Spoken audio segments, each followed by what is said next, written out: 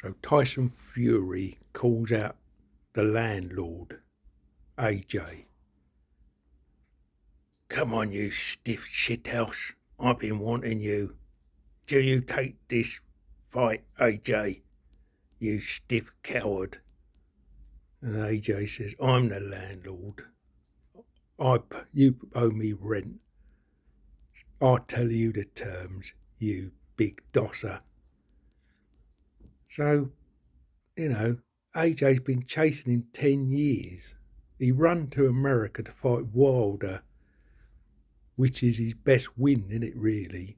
And Klitschko, he stole and never did a rematch. And all of a sudden, they all keep saying about his legacy and he easy beats AJ and all these lot, like Kellerman and these guys. Based on what? Give Usyk a good fight, but styles make fights. Usyk's got a far shorter reach advantage and weight. So Fury can boss him around a bit, can't he? And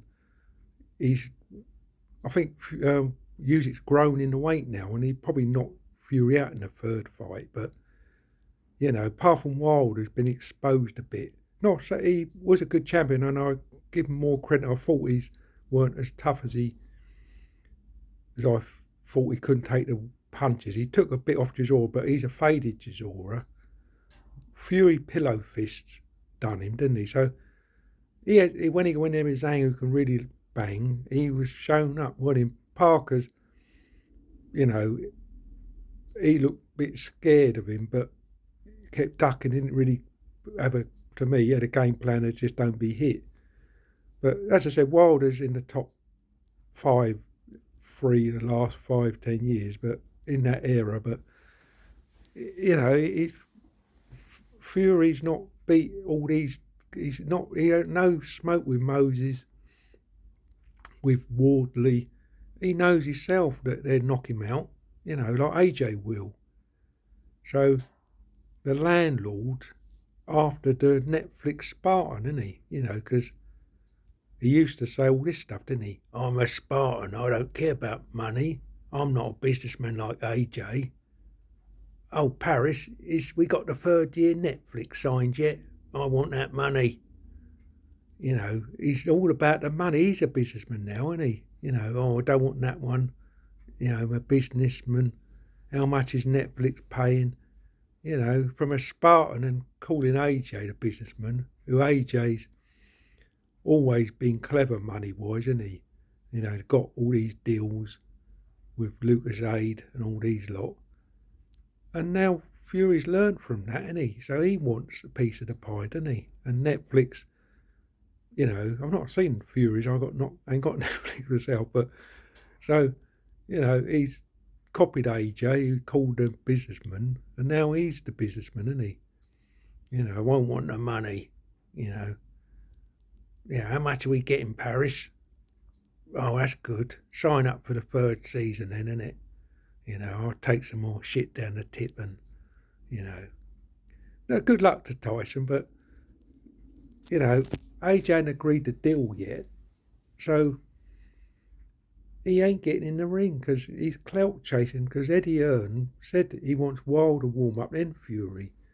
But Turkey Al-Sheikh wants just a Fury fight next, doesn't he? So whether AJ feels comfortable, I'd say go straight in a Fury fight, but maybe DAZN want an event first. That's what I think it is, that Eddie's went to Netflix with AJ, who's a DAZN only fighter.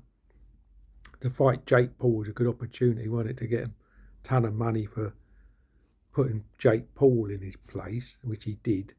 Then the accident happened, so he wanted to fight on DAZN next, I think, and then fight Fury. And this is where he's got to go to DAZN now and probably say, this is the deal. Netflix have got to pay him a big bag, because they have to put some in DAZN's pocket probably, wouldn't he? Or Eddie Hearn will. And, but I think if he fights Fury next, then Wilder on DAZN after, win, lose or draw. Still be a big fight, Wilder and AJ.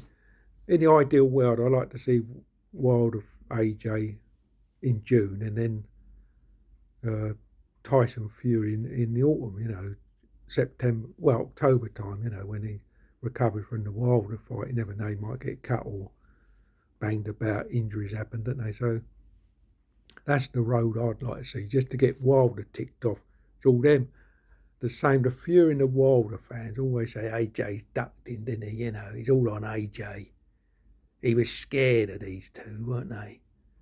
Yet Fury didn't want to come back and get his belts and run to America for a quarter of the money probably. And Wilder even said he refused a bigger bag off AJ to fight Fury again. So none of it makes sense, but they spin it how they want, don't they? Fury's always blamed AJ, and Wilder's gang always blames AJ for some reason. Wilder always says, oh, it's on them, innit? No man born of his mother and all these cobblers can beat me. It's like when he used to say, oh, you know, they can't touch me, I'm so good. This is Fury, you know. They're just all stiff, useless bodybuilders. So when he come out Saturday night, he looked like he'd been in a 12-round war, didn't he? So I don't know what's touching him. It ain't the other boxer. Bruised up like a bald egg, bashed around.